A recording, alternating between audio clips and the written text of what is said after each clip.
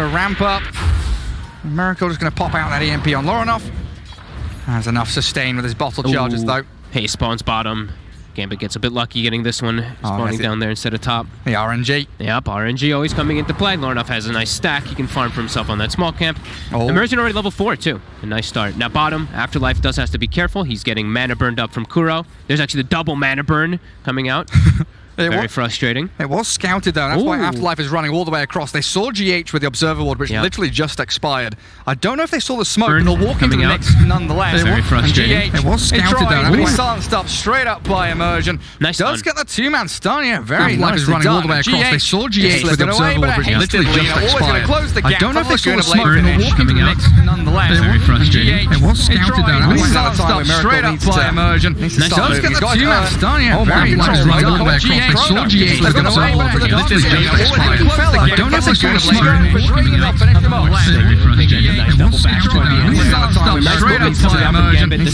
the two-man stun, yeah. Very nice. Running all the way across. They saw GH. I don't know if they saw the smoke. And now LTW may be feeling a bit pressure. He might actually have to start going to John. This is very scary. So Durham will try to start pushing the mid lane a little bit, force a reaction over. I'm still curious about this Chen as well. Look at item build, skill build. I hesitate to ask what do you expect from it, because he's got Medallion, that's kind of normal. And 2 points. He's getting gone on. There's Immersion diving in again. Afterlife just pushes so much damage over time, especially with that gets himself a killing spree. This is annoying though. He might actually have to buy something like, I mean, not wolf, like maybe something like mana boost. These double mana burns, like he just did it again. Like, he actually queued up mana boost. He actually queued up mana boost. I was about to say, like, he's just getting triple mana burn. They have no mana bottom lane. He has an Earth Spirit with no mana. Yeah, he actually gets some mana boost, so he's going to be able to continue applying this pressure down here. And LTW forced the jungle. Darkseer's lane a little bit complicated now too, with the Nyx Assassin's not with him. So now GH, he's going to do the Iron Shell. He's going to sit next to the creeps, get himself some levels, get that farm up for mind control. I was going to ask if that stack was going to be for LTW, but yeah, you're right. Is that Nyx Assassin? He needs levels. I think they need something to fix a bit of this early game for them, because it's a very feedy draft that they put themselves in. So definitely need GH to have a bit of a better time to make moves around with Miracle. Speaking of Miracle, he's going to get cold feeded. Yeah, he's stunned up. Chain disabled. It's a good carapace. Miracle, the Fairy Fire that wand as well. It was a big wand and a great tornado holds them back. Gambit still moving forward as they find Kuro elsewhere on the map, but Lorinov going to miss out on the Dragon Slave. Good sidestep from the Invoker, and bottom lane, that's where the action was. The trade out there, Kuro for Immersion. And Nigma going to be happy with that. All things said and done. I mean, mid and bot lane going their way. Yep, and they also save ILTW's Metamorphosis. He didn't actually pop it there for the kill because of mind control rotating down at the early point in wall. It does leave top lane open a little bit though. It's always going to be hard for them to set up onto Dream, unless Miracle makes the move up there, or unless he goes for something like an Orchid build, which he's not. They're going to have a pretty tough time actually killing Dream. It was an early Void pick as well. It was. First phase Void pick, and they've not really given themselves the options to disable him. So what's the game plan going to be? Outrange him with a TB, get LTW stronger than the Void? Yep, I think that is definitely the plan. Just out-farm him. That's usually the thing that Terrorblades are able to do, is just get those item timings much faster than a hero like Void. Unless Void is getting successful chrono kills every single time, you should see the TB out-farm him over the course of the game. Start to pull ahead. Definitely the plan. Just out-farm him. Some good vision coming out again from Nigma. Guarding top triangle, watching for that bottom rune spot, and any entry points as Miracle. And yet again, chucks a few spells at Lorinov, chipping away at him and gets out of the range of the Light Strike Array. Another rune bottom though, and they're getting a lot of good RNG on their side for this control. Great ward coverage so far from Gambit, as we've seen all 4 of these wards placed early on, just aggressive to be able to watch any type of movements that are coming out. Another rune bottom. Pretty much everything. Yep. Afterlife, as we said, this time he's changed the build up a little bit because he had to go Arcane Boots early so he can actually lane. And they're just going to send the Darkseer down. So aggressive moves from the side of Nigma, very difficult to do. Until GH has 6, until Miracle wants to pair up with him, there's not much that they can do. Yeah, biding their time is the waiting game. And we saw that from Vici Gaming earlier on today. Delay. Something that Invoker is exceptionally good at. Force people away from the tier 1 tower pushes especially. Usually has some like dream kind of combo to set up for the Cataclysm late game, which they don't have the easiest way to set up, but they do have Vacuum plus Nyx stun. If they get the Vacuum Nyx stun Cataclysm, like these team fights can just be devastating. What if Chen gets like 4 Centaurs as well, yeah? We've seen that before. That is true, don't get wrong.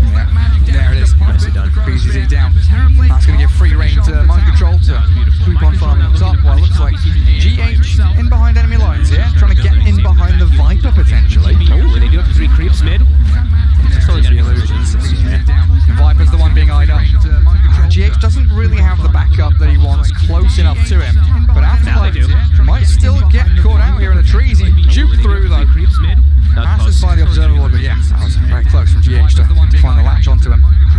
And now we've got Hand of God in play. So something that people probably won't expect. Avalanche pulled back into them. They've got the stuns there. Invoker's rotation. That's what we've been expecting from Miracle. Get the action going with the Ice Blast and Dream arriving, wanting GH's Nyx Assassin. A trade out, but Nigma's going to be able to defend towers, make sure that Gambit can't make the aggressive moves. They're fine with this. This was a really good move actually from Nigma, getting an urn charge. They're pushing top lane with the Darks here. They're getting mid farm for the Tower Blade. They're happy with this move. Another tip. Look at they're just tapping ILTW. Oh, and BCC's dead as well. Miracle with alacrity finds the pickoff. I'm starting to wonder, LTW maybe he's played with a couple of these CIS players in the past. I do believe so, and that's the Spirit Vessel now done. So Miracle's got a very good timing on this one.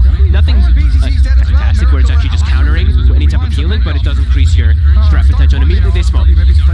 Straight away. GH and Miracle making the moves here with Kuroki too. Vendetta's online. He's got a Hellbear from Wing, and that's Larnov spotted out. Yeah, they go straight on with the Tornado, catching the lean. A huge kill for Nigma.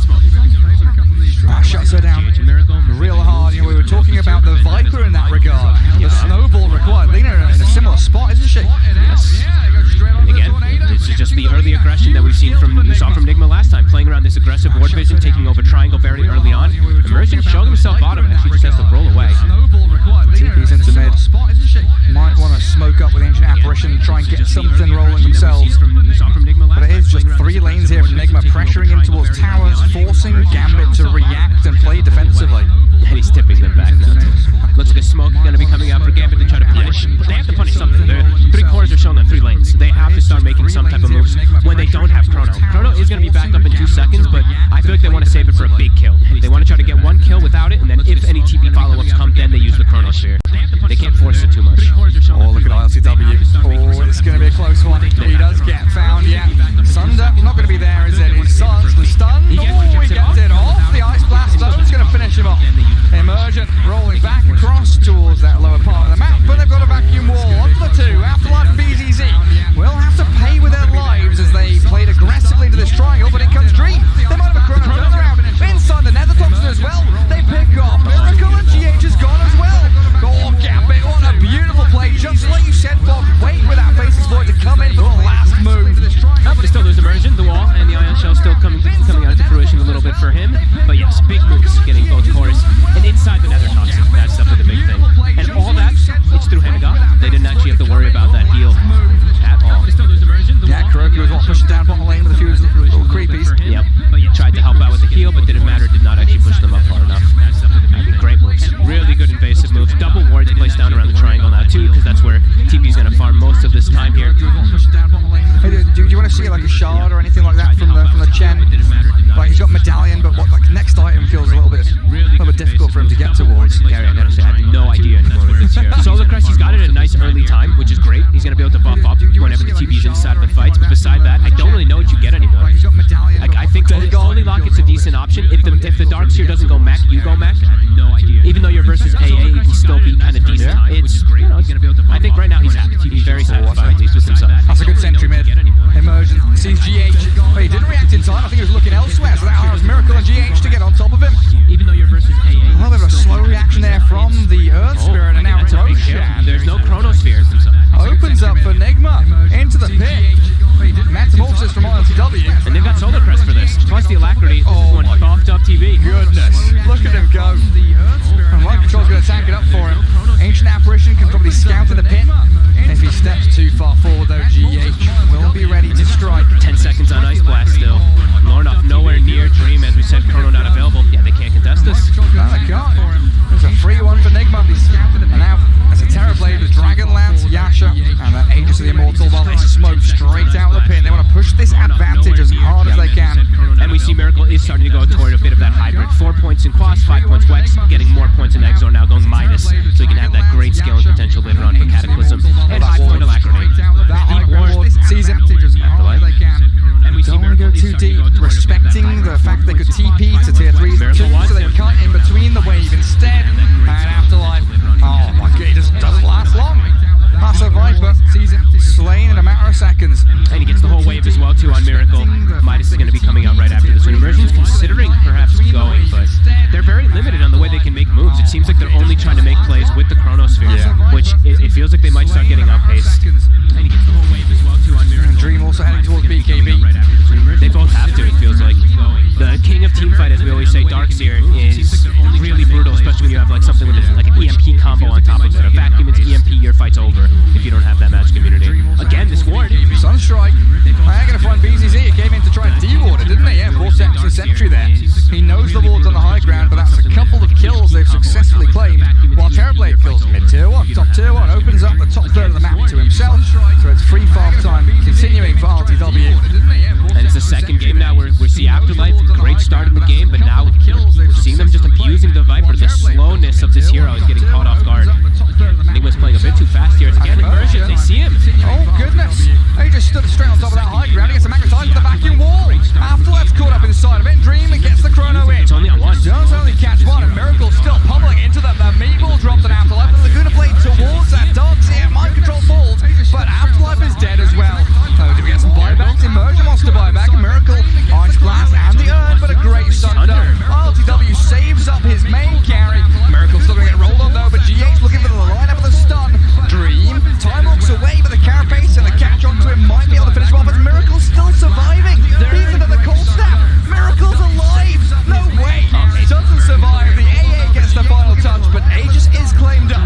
Dream has done a great job tracking back onto that TB, while AA gets away from that top part of the fight, and Dream looks safe and sound. Dude, look at Kuro. Shen is chasing the AA.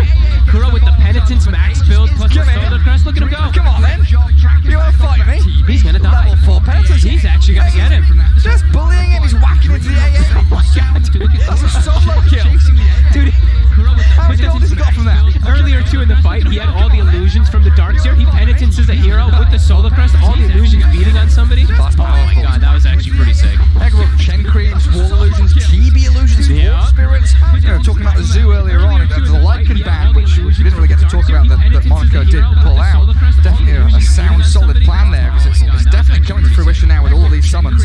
And it definitely all kicks off with, it's a one-man protocol, right? It only catches not only one hero, but it's the tank hero. They catch the Darkseer with the pipe inside of it. So even though they have to utilize some buybacks to get some return kills, Nigma is still in a perfectly fine position. Their Aegis goes down, but in a very effective way.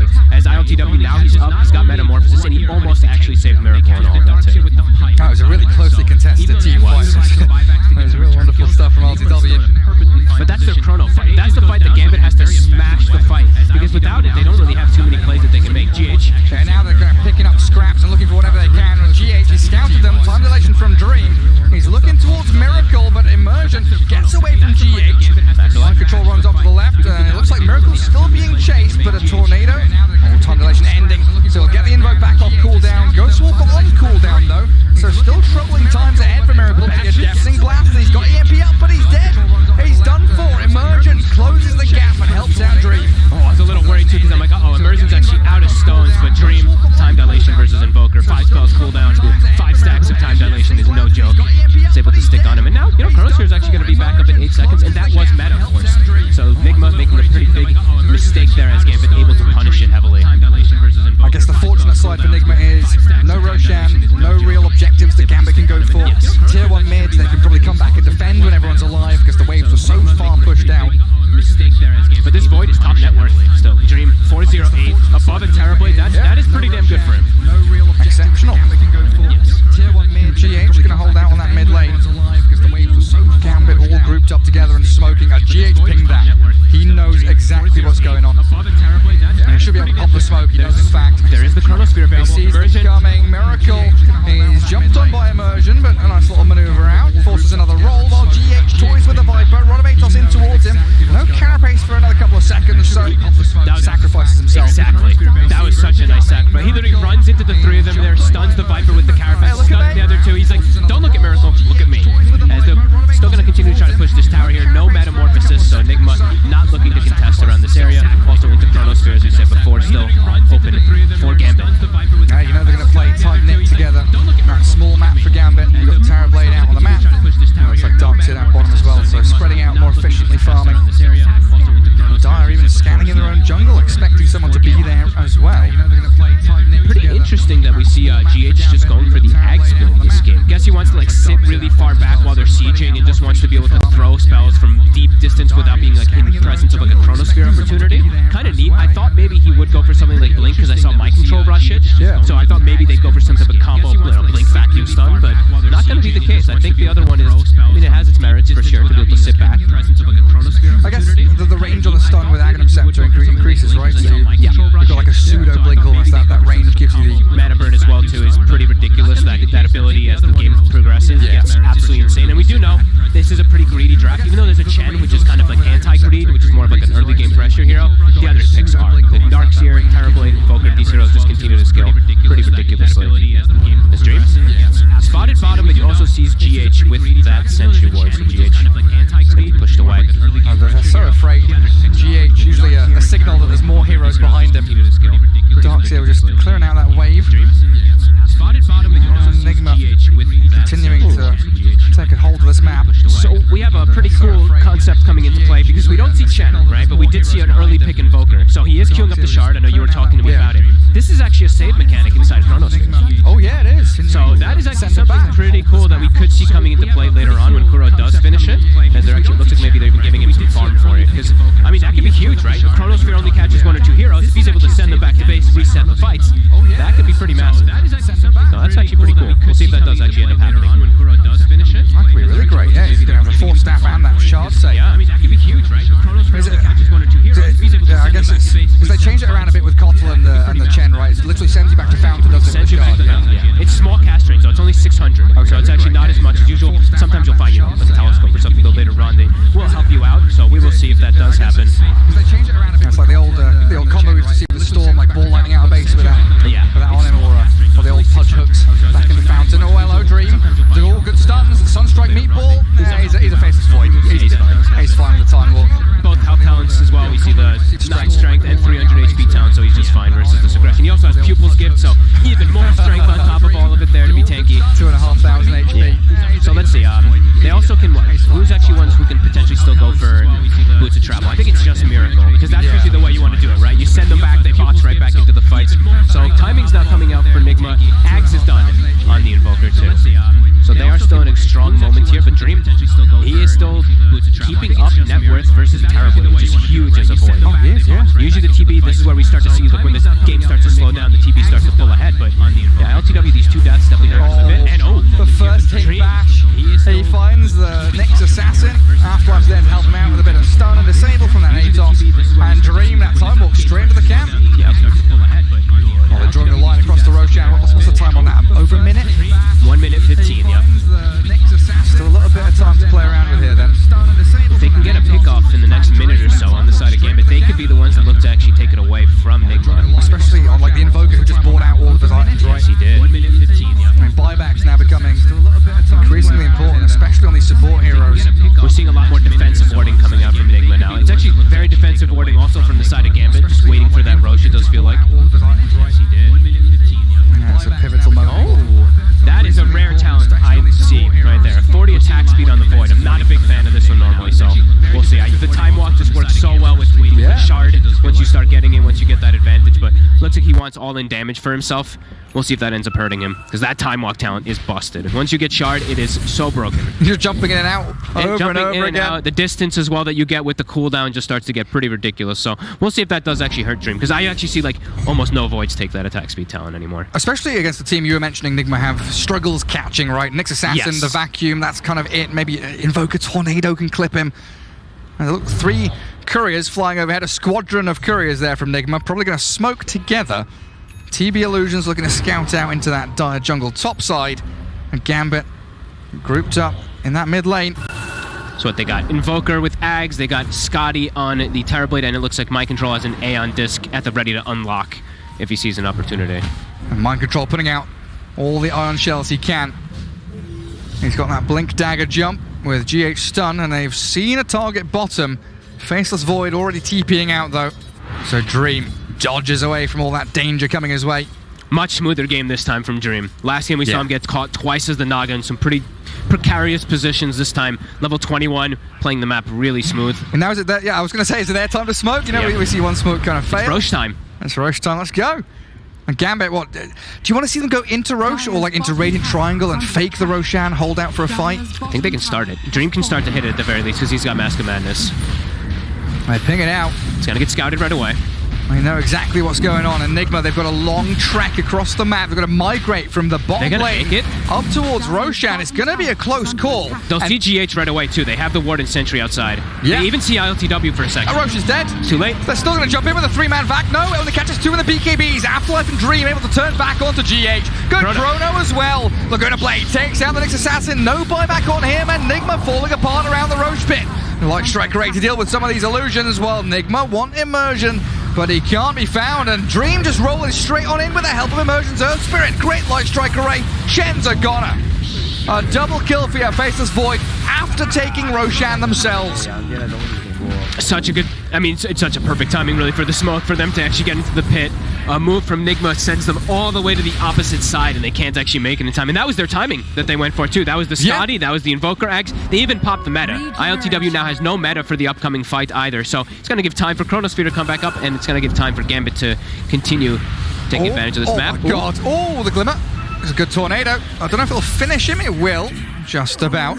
I mean, is that Nigma losing track of the Roshan timer? I mean, they went down to bottom to find the Faceless Void, but it felt like they should have been there a little bit sooner. Just happens, Dream. He got it. I mean, it was just a great TP out. He read the movement. If he gets caught there, a completely different situation where maybe they just get the Rosh. Yeah, that's true.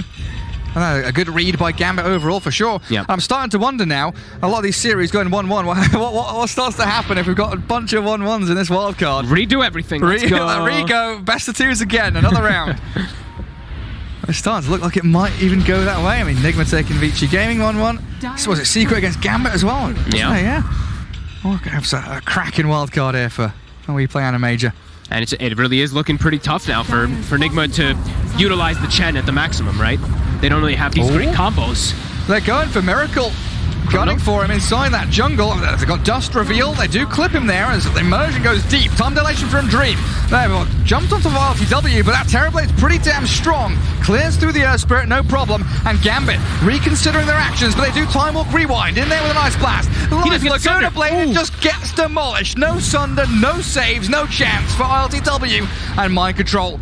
He's on the run. Faceless Void can't keep tabs on him. And Gambit, they strike real hard. They know the heart of the jungle. They know there's no meta available, so the biggest team fight thing that they have to be worried about is just off the table. Even though they don't have Chrono, they have Aegis, they have Cheese, they have this huge power spike with them. They just chase forward. And Dream, nice plays there with his Time Walk for sure. The jump in, then the jump out, then resets back in with BKB, so no Sunder target. The poor TV is just standing there. He's just going to go and try and 1v3 them here.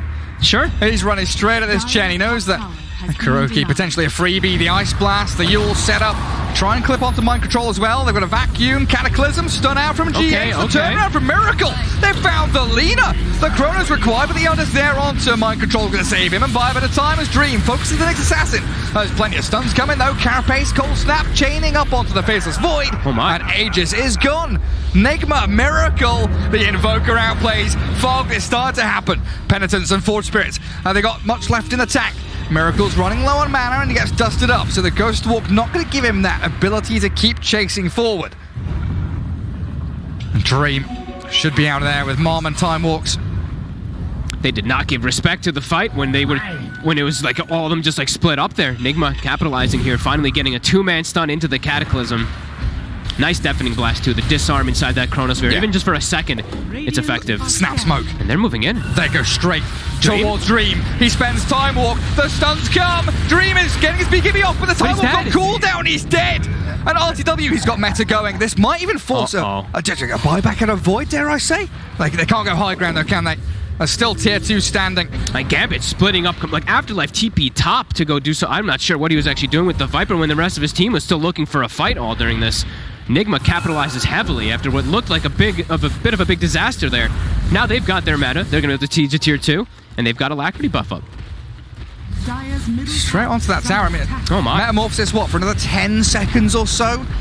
Do they push up to high ground here and just force the hand of Gambit to do something drastic? Because they've got Catapult, Forge Spirits, another Toxin placed down on the ramp.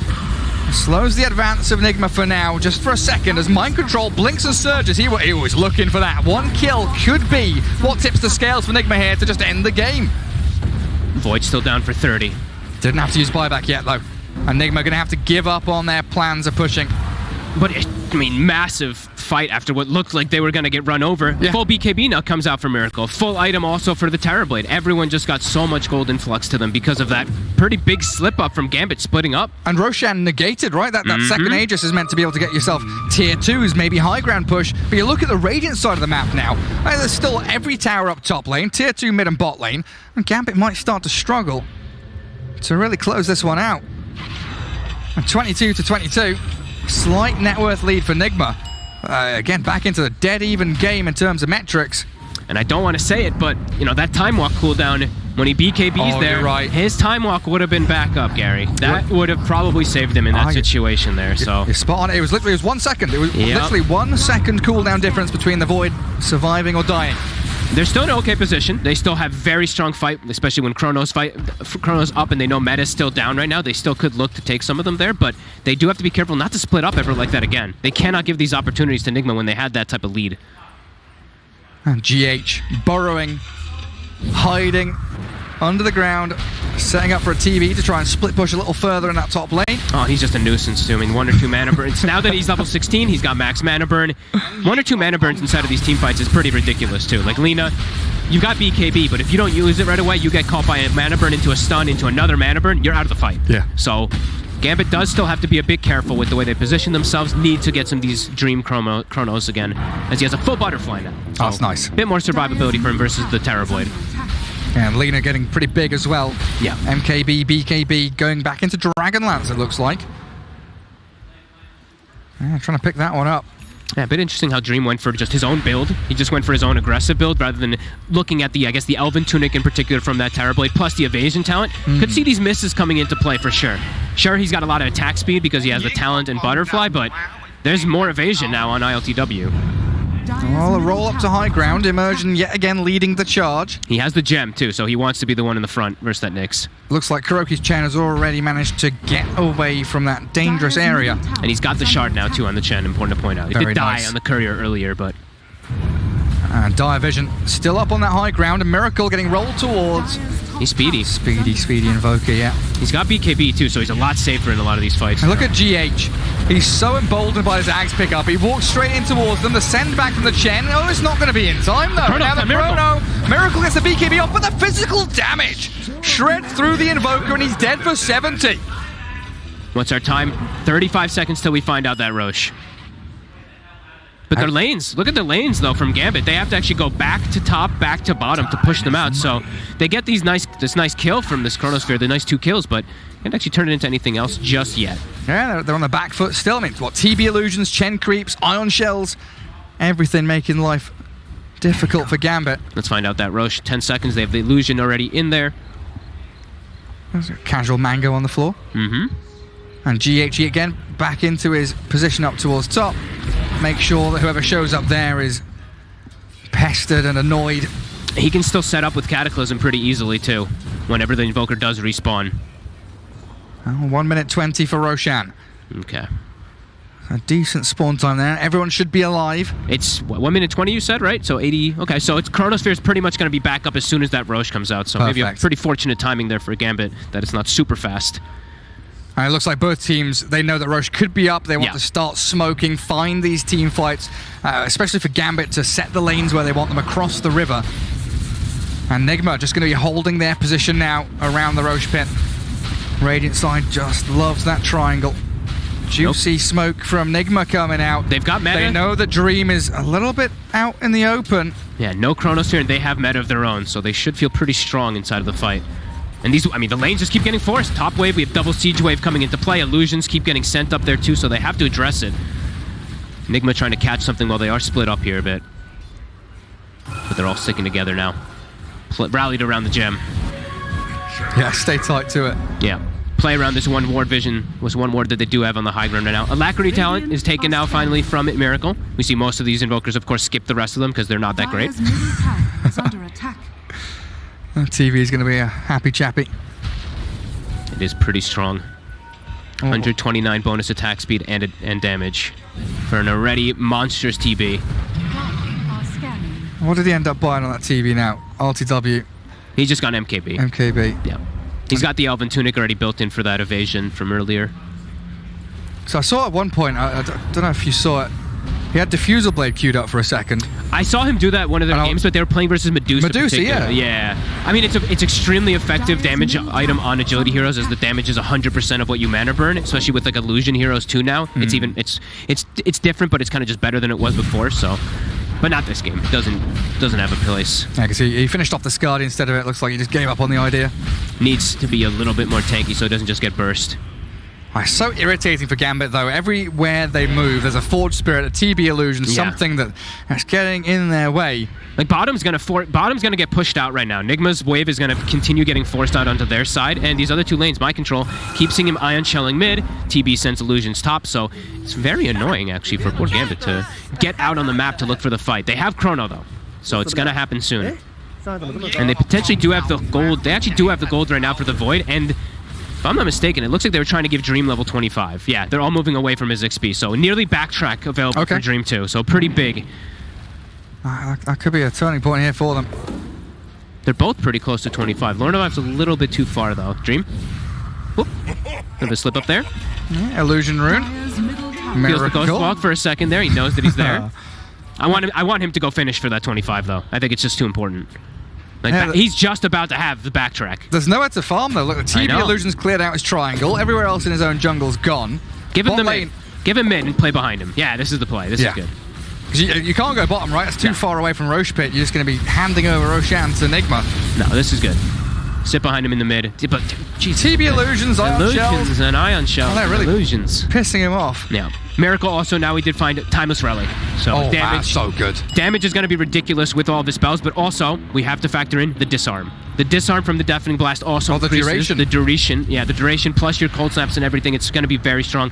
Can mess you up, though. I've seen a lot of times with these tornado lift times, you're just like, wait, this lasts forever now. So does have to be a bit careful there. So you're hoping for them to have status resistance at that point. Yeah. Let's go, just drop quicker, please. Which he does. You know, he does have S and Ys. That's true. And a Satanic now as well. Yep. So we hit 25, get the Satanic going. What other items did we see picked up? Lornoff, he got himself a leveler. I believe the TB swapped the Elven Tunic for the leveler too.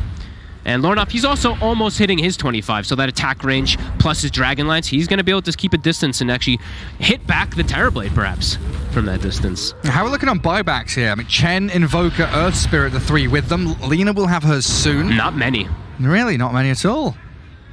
It's going to be incredibly important for some of these heroes to buy back and get towards the Roche Pit again. Because that's definitely where the fight's going to start kicking off as the Void time walks straight into the pit. Thinks about starting it. Nigma are in the vicinity. He does do it at full HP, but just has to be a little careful of this pesky GH. He's pinging. He knows that he's there, so does have to be a little cautious. They're actually going to smoke and look for the wrap. It's caught, though. The scan actually sees him. Oh, and GH is going to get an abandon soon. He's been sat by the Roche Pit for a good 2-3 minutes, just burrowed in the ground.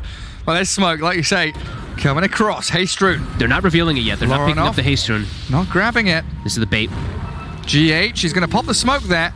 They know exactly where he is. Sentry Ward, Observer Ward down on the low ground. They silence and catch out the Nyx Assassin, but the Hand of God, is that enough? No way. Carapace, turnaround stun. Oh, he's dead though, with a vacuum into the wall. Good for staff time walk from Dream. And Nyx Assassin dead for 1 minute, knowing that he doesn't have buyback, so Nigma in a 4v5. They popped the meta as well too, so they got to commit into this fight soon. Gambit resetting. They're trying to stick around in this pit. I think RTW wants to try and steal it. He has to go for this because he has meta active. But here comes the Chrono. The Ice Blast comes in as well, the Scythe of Ice. The Deafening Blast, no, the Sun strikes. Cataclysm coming to land in as well, but RTW's in trouble. Oh, he's sent back. He dies. Oh, he's still gone. The Mind Control Aeon Disc is popped as well. He's used up. Light Strike Array connecting. That's Roshan going to Gambit. They had to try to commit, though, because they popped the meta and they didn't have any dieback from GH, but it ends up working horribly against them. As even though they get the send back, he dies in the base from the AA blast, so... So close. Beautiful stuff from Gambit, though. I mean, that kill, knowing, we looked at it knowing there's no buyback there from the Nyx Assassin. Making sure they get that 1 kill, numbers advantage around the Roshan pit. And now, the world is their oyster. GH stayed in the same place for just too long, and it's You can actually like save this Nyx Assassin perhaps if you can get in close enough for like a 4-step, but Kuroki couldn't. ILTW didn't want to, so he just gets chain silence and he's dead. He can't pop out of his burrow. He's just trapped inside that location. Looked a bit weird because Dream, you know, having to pop BKB and Satanic, but it ends up working just fine as they get Aegis, they get Cheese, and now they have a shard for the next fight too for the next Chrono. And this Lina's becoming huge as well. Yeah, she Daedalus is. just picked up, so the right-click damage coming into the Chronosphere, that's going to be monumental from Lorinov. And look at the distance. Look at that. Look at that. Artillery cannon. 10 miles away. He's pummeling the buildings. High ground time now from Gambit, it looks like, as well. While Dream pushes up mid lane into the tier 3. GH has burnt the majority of his mana, though. Definitely bothering him as a good stun into Meatball. Scythe of Ice, vacuum back. They're going to keep those guys a bit of space for the Viper. Half HP to run away. But they're sieging two sides. Lorinov is also pushing bottom. That's, you know, pushing into a Nyx high ground is quite pesky when they go for this Aghanims build. This is what you're supposed to do exactly. Split it up, go for two different sides while they do that setup there with the burrow. And now Nigma all respawn. They're chasing out. Gambit try and disengage, but Miracle, he's caught a glimpse of Afterlife. The BKB TP looks like it should be successful. There's nothing to stop him. Nice. I was going to say, he should be fine. He's got Flicker too, so he can just, you know, dispel the cold snap and continue moving. But takes the safer route. Radiant's top tower is under attack. Gambit in a very good position now here. Yeah, I mean, what's the move from Nigma? Do you want to wait out this Aegis and hope to hold high ground, or try and get out of the map with split push like they were doing before? I think if they just keep playing it too patient, it's going to play into this Gambit hand, actually. They'd have the potential for these crazy wombo combos, but yeah, I'm not sure it's different. Yeah, relying on it is quite complicated. And just relying on the Kuroki trying to save somebody inside of a Chronosphere is also just not really that reliable either, because it's 6 seconds. Like, that's the one thing about this. Back in the day, it used to, you know, it dropped down from like 6, 5, 4, maybe even down to 3 if maybe it was 4. But either way, like, this is 6 seconds. It's a very long time delay to get sent back inside of a Chrono. Literally, the whole Chronosphere will be gone by then. Might have to preemptively do it. Yeah, use it on someone, run them in, force out a couple of spells, and then kind of do that guerrilla tactics back and forth, kite them out. It just feels very complicated for the win conditions now for Nigma inside of these team fights. They need some miraculous connections with every single spell. And we're looking at him there. We are. That's the man. That Invoker right there. And they do have a lot of buybacks on Nigma now as well. I mean, Darks is the only one without it, so that could be something that they use to their advantage. I still see GH only with this Ags. He's got Aeon disc queued up. I can see why for like the survivability, but I feel like they need some other way to start fights. They actually just have a blink vacuum every single one of these, so it just seems really difficult for them. Oh, misses out on his stun. Uh-oh. I think GH has been baited by his Invoker a little bit there, telling him to go on the Viper. And so the Nether Toxin, they'll whittle away at him little by little. And now, the pick off on him. I didn't get to point this out either, but Immersion finds himself a Timeless Relic, and he's got the +3 Geo Grip. Oh, Chrono is totally off the mark. He was hunting for Miracle there. He's got a Refresher Shard, but he actually, okay, he tips Miracle. I thought Miracle tipped him. All right. But yeah, let's look at the silence duration from this Earth Spirit now. So 6.5 seconds pre-debuff duration buff. So that's like a 9-second, just about a 9-second, silence that's going to be coming out from this Earth Spirit. Yeah, good luck, honestly. What do we have? We've got BKB Invoker, Manta TB, but everyone else is kind of screwed, aren't they? Nyx can't do anything. Darkseer can't do much of anything if they do get silence up. He has Aeon Disc at least to proc and remove the silence, but if he gets put on him afterwards, Mind Control even also will have very difficult times. And they use the Chrono, but they've got a Refresher Shard, so Dream already moves that into his bags at the ready. And boldly going up to that high ground again. And he's got his BKB at the ready too. They vac Hex, start off onto the Faceless Void with a nice little war stomp there. They're going to take down the Aegis. Oh, it's close. He's still alive. He's still alive, but surely will die. First life gone. Pops that Sand and Yasha back into his inventory. And this is Metamorphosis from the TB, needing to get to... Oh, Dream, what have you done? That's not the good one. Misses out on another Chronos. Miracle runs forward to the Cataclysm. Chases towards Lorinov, but the Lena's managed to escape thanks to the forces and Lotus Orbs from the rest of the team. Ancient Apparition, left stranded. Do they get him? They've got the stun. Scythe device from the Mind Control too. And we're starting to see it. The Centaur army from Kuroki. We mentioned it, a couple of minutes in. That's the chain stuns you need. And Dream just completely whiffing 2 Chronospheres as well. Yeah. That is, oopsie. Maybe panicking a little bit when he gets vacuum hexed and double Centaur stomp, but some big mistakes coming out from Gambit. Nigma capitalizes a bit here. Don't have meta for their push, but they're going to try anyway, now that AA is dead. Try to get some type of map control. And again, looking at buybacks, Nigma have all of theirs. 3 available for Gambit. As the high ground push coming from RTW. They've got Alacrity, they've got TB Illusions. They're not doing anything too rash though here. Slow and steady from Team Nigma.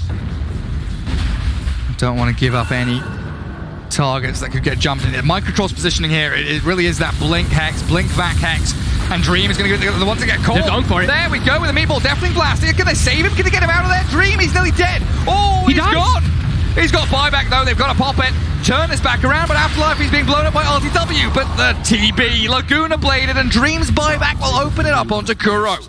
Again, I'd have to see a quick replay of that one. Dream kind of just panicked. He BKB'd, popped Satanic, had nothing to hit, and just ran around in circles. I think he could have just BKB'd and time walked out.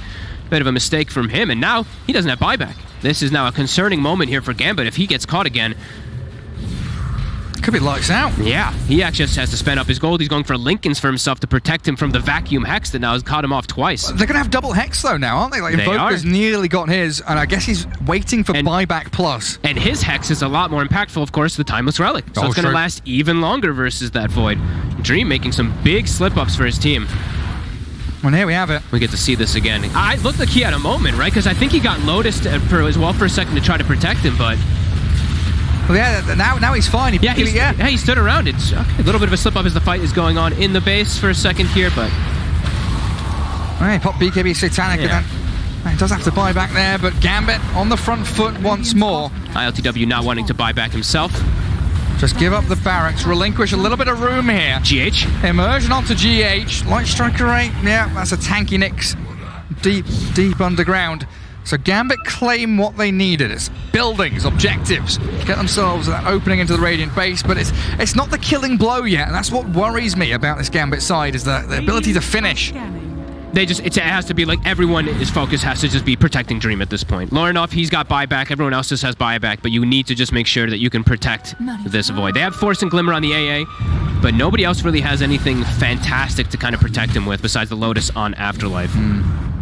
Who, speaking of Afterlife, has now hit 25, so we've got Nether Toxin with pretty much 0 cooldown now at this point, 3 seconds. Nice. So there's going to be multiple of these inside of the fights. Well, it's our favorite time of the game again, Fogged. 10 seconds until Roshan respawns. Yep. The dance of death around the pit. It's got to be so scary as Dream, too. They have more lives than you. Yeah. Nigma has 10 lives. You only have 7. And you need Aegis on Dream at this point. No, sorry, 8. Yeah, and you do need it, absolutely. He's got Lincolns to protect himself, at least versus the initial hex, but now that you said, there is the double that can come out to trip him up.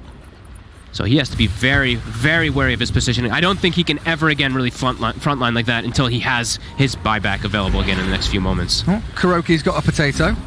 Well, I don't know where the rest of his creeps are, though. Maybe he's lost his Centaur army or something. No, they're all regrouping back up together. Hey, 1 potato's value. Yeah, that 10%. It's like a pipe. That cloak. Super good against AA in particular. Yeah. And GH looking to scout out around the Roche pit again. 35 seconds. That's a fast one. Speedy spawn. Miracles out on the map. Any stragglers, anyone that wants to risk their life to push out a wave? Lorinov doesn't even know what to buy anymore. He's almost full slotted. He's got, of course, the Ags and the Shard and stuff like that, but it doesn't really fit with his build right now, so going for Aeon perhaps next. Especially when it comes down to these buybacks, the ability to stay alive, not get burst. Aeon Disc is incredibly important for you. Yeah, and he's got bots too, so he can buy back and join right on top of the fight. Doesn't have to worry about not having an outpost or something along those lines. It's because the continued pressure keeps coming out. Nigma, Fort Spirit's bottom, Iron Shell plus TB Illusions on another lane. So it is still the same thing that Gambit keeps having to react to. That might give Nigma an opportunity to sneak in and catch somebody off guard. AA does not have buyback. It's still a pretty big kill, even if they find BZZ, who's pretty far out right now. Do they see him? I don't think they do. They spot Immersion in the mid lane. They have sent out BZZ, but they know Immersion is a target they could potentially go for. Missing out the next stun with the vacuum back with his Skadi going. Immersion rolls away thanks to BKB and the Chrono. Cataclysm going to come and land in onto a couple of the Gambit guys as BZZ's blown up, but RTW survives. Gets away from the Chrono. Immersion destroyed. A double for Miracle. And now Dream's the one in trouble. Oh, Faceless Void. Without buyback, you've got to really hold on for dear hope here that your teammates can respawn, because you got no Chrono, no AA. He didn't know who to hit. He had no targets there. He just continues hitting GH, who has an Aeon Disc propped. He's in the burrow. Then he switches to TB for a second. He's panicking. I mean, Dream is really starting to crumble a bit here. And they've still got these Forged Spirits, and it looks like they'll try and level out the barracks in the mid lane. Terrorblade still has the meta going. Time dilation for the tornado. Oh, Faceless Void. Dream. Chain stun to stop the EMP. He's been caught out. He's dead. He's gone for 2 minutes. Oh my goodness. Nigma find the 1 kill they needed to secure this game. And Afterlife, he's just going to fall flat on his face here, I think. He's dead. A double for RTW. Quick Sunder back. Gets the triple kill going. And Gambit completely out of contention. GG's called. I cannot believe what we just witnessed. Gambit had this game in the bag. Chen winning a game. Chen wins a game, but also, oh my, in the manner that they end up losing. A Chronosphere whiff in the bottom lane, a refreshed Chronosphere whiff in the mid lane into a Chronosphere on the wrong targets. Nigma must be celebrating there. Mind Control with the refresher at the end there, popping off, and my god, they've actually done it. The chain stun's coming into play. Yeah, I mean, great itemization. The Hex, as you mentioned, the Vakita Hex, then the Stomps. We saw, what, 2-3 Centaurs from Kuroki, showing Chen is still a relevant hero. And we didn't get to see too much of the Shard, did we? No, we actually did. We saw one sendback that didn't actually do much of anything. So, but we saw the idea. Yes. The idea is what matters. But man, it actually ends up working. This Ags plus this the Aeon Disc on the Nyx Assassin, instead of having him to initiate, they actually initiate onto him, which kind of makes him the initiator in a way, because he just Aeon Disc procs and is able to get all of his spells out. And wow, I cannot believe that Gambit actually lost this game. Yeah, that is very surprising. It's like the dogpile effect, right? They'll dogpile on the Nyx Assassin. It's like, okay, 5-man vacuum, don't mind if I do. But that's, the series all done and dusted. We'll hand it back to Rich and the panel.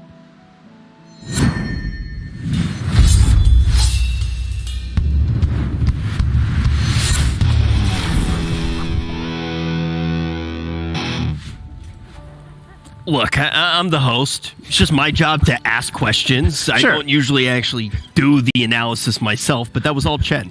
All Chen? 120%. I thought you were going to say, my Faceless Void would have done better. No, it definitely wouldn't, but it was a rough one. The nerves, definitely. Like whiffing out, like for the Aegis he's using on the bottom lane, Chronosphere starts hitting 3 different heroes, then goes back, doesn't have a time walk down, has attack speed. Instead of it, dies, and then when he has a refresher, whiffs a Chrono, refresh, just to do it one more time. That was a night dream, I would say. You were waiting for that one. Oh, I was. Very clean execution there on your behalf. A lot cleaner than his.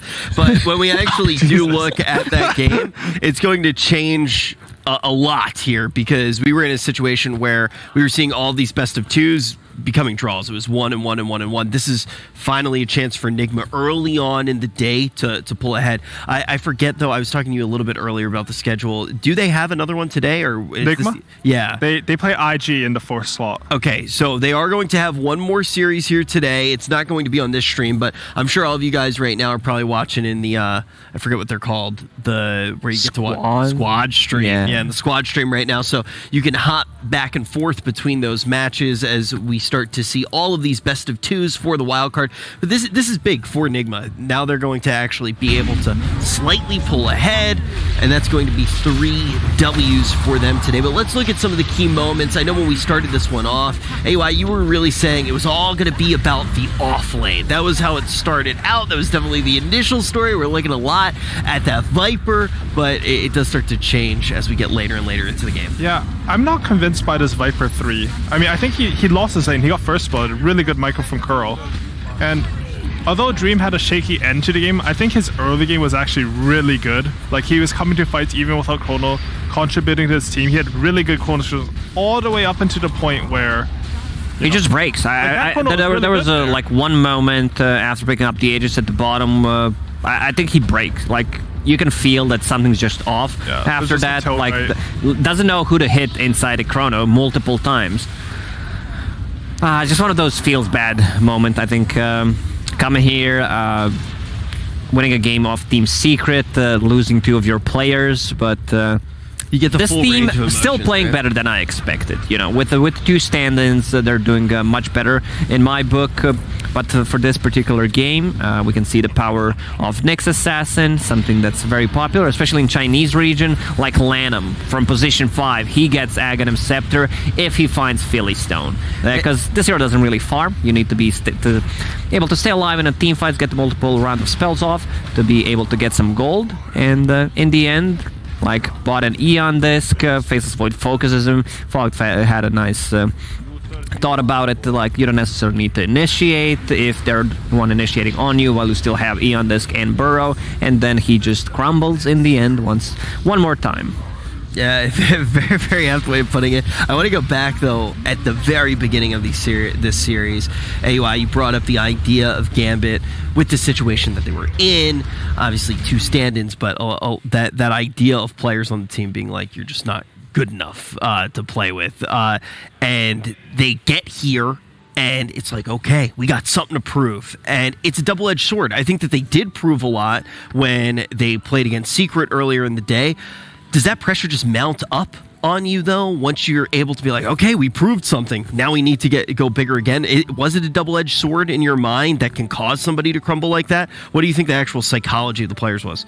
I think it's, like, for me, I wouldn't really feel like we proved anything after just beating Secret. Mm-hmm. I think, like, that game should make them feel like we are capable of beating these teams. And, like, even this series, like, they lost 2-0, but it's not like the games were stomps, right? Like, they were in these games, they were winning these games. And I want to say, like, when you're 2 stand-ins, the thing that develops the latest on teams generally is communication. Because you haven't played that many games together, your comms are not crisp.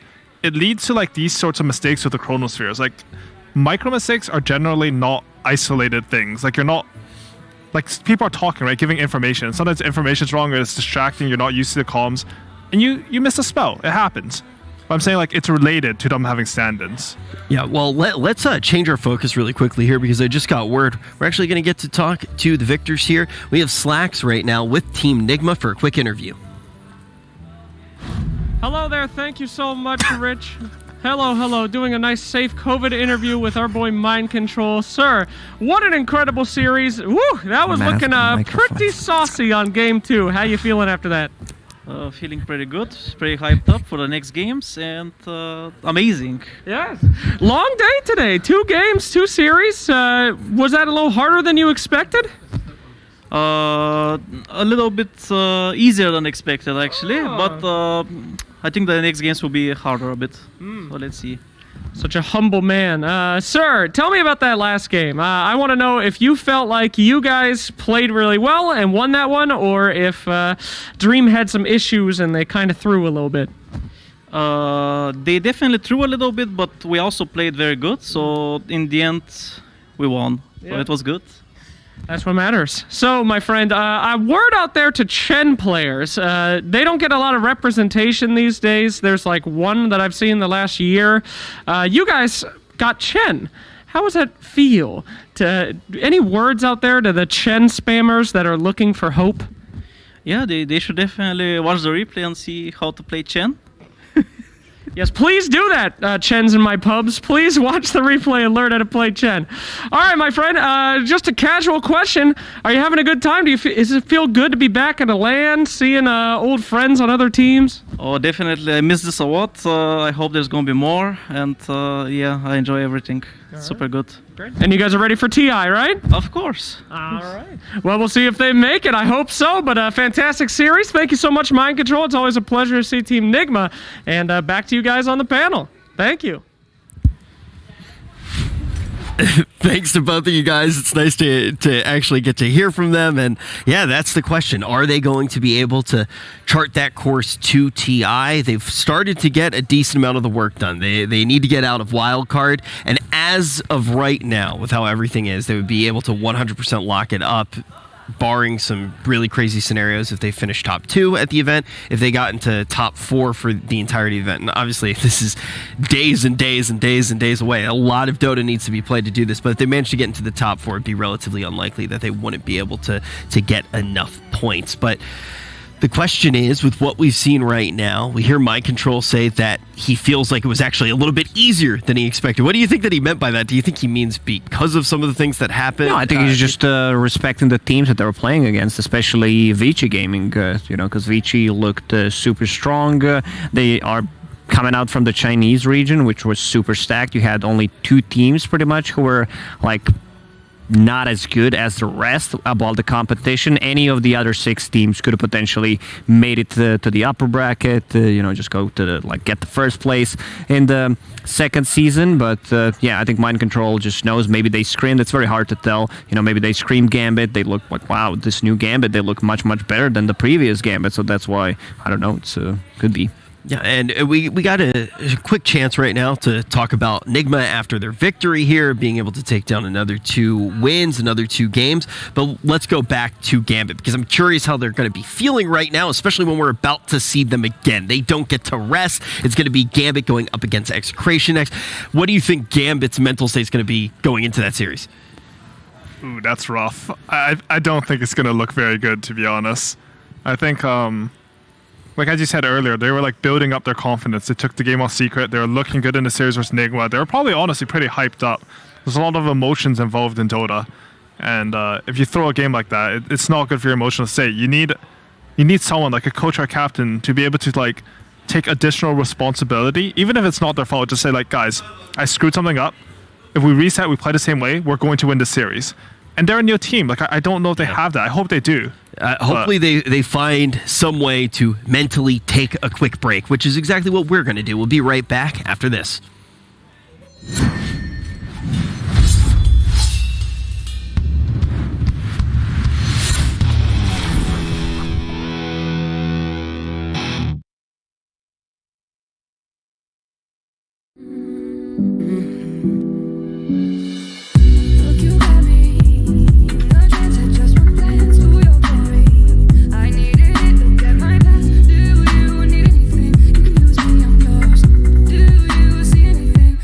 Change your brain.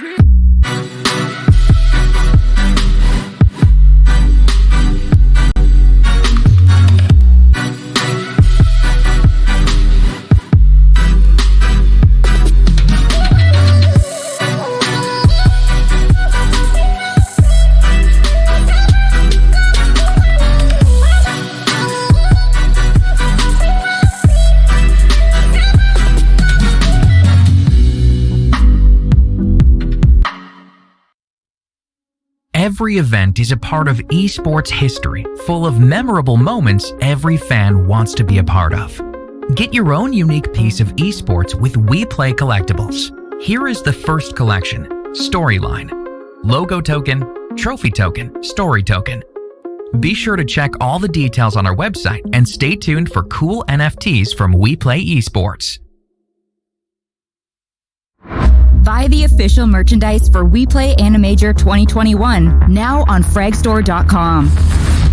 Hoodies, t-shirts, mouse pads, headrest pillows, and other souvenirs were released in the limited edition for the tournament. Hurry up and buy them on fragstore.com via the link in the description or chatbot.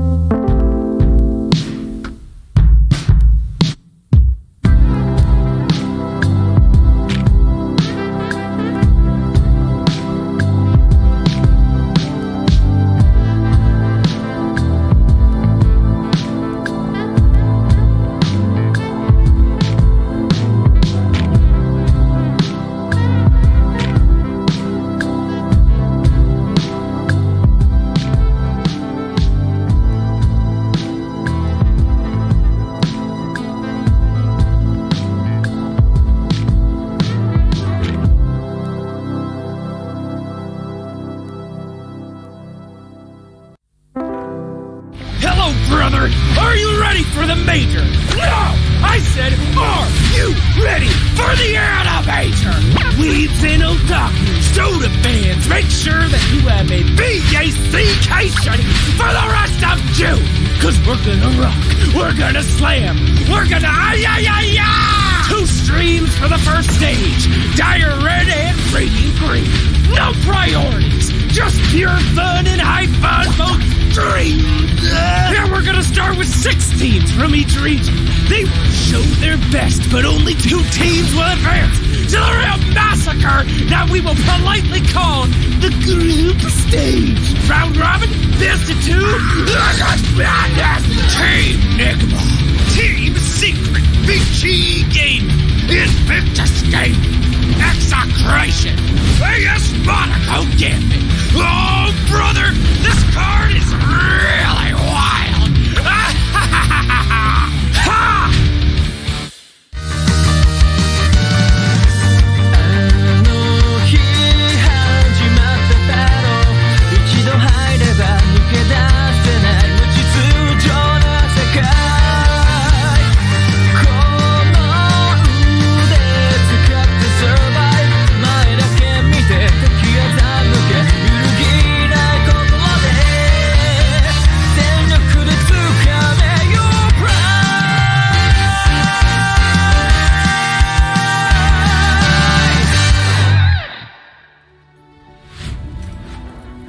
'We're about halfway through the day, and we're going to be seeing Gambit play yet again. And let's be completely honest, this team's been through quite a roller coaster of emotion today. First, they pull off a bit of an upset, and then in their last game that we just saw, maybe having a little bit of a trip, a little bit of a stumble.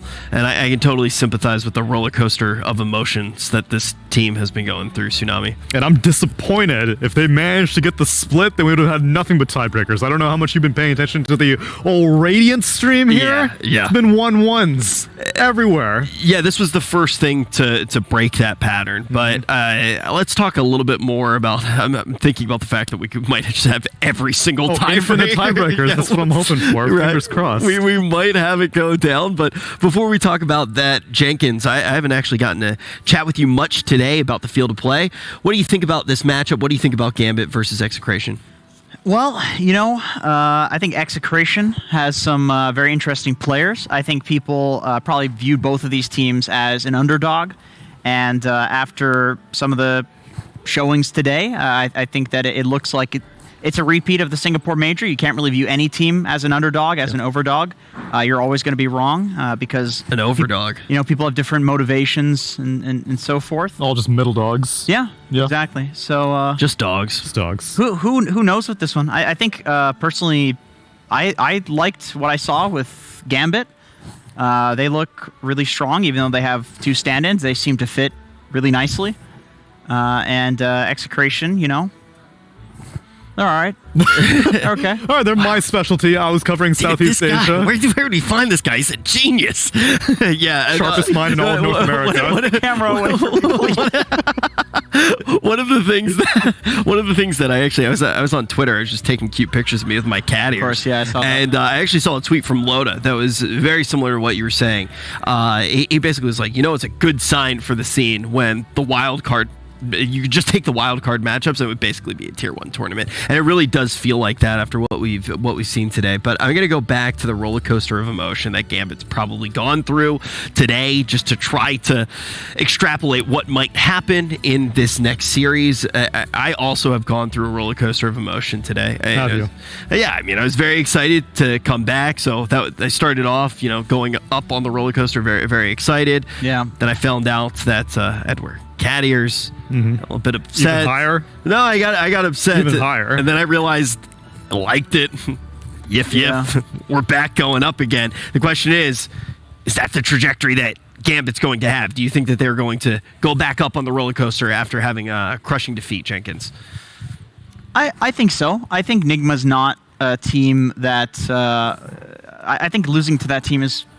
I don't want to say expected, but I think that's the sort of fashion of how it happened, though, right? It happens. So you go back to game number 1, and it's like they make some small mistakes, And those errors are just completely exploited by Nigma, which is fine. I feel like that's something that you expect. But then in the second game, it's not really small errors. It's a dream getting torn apart.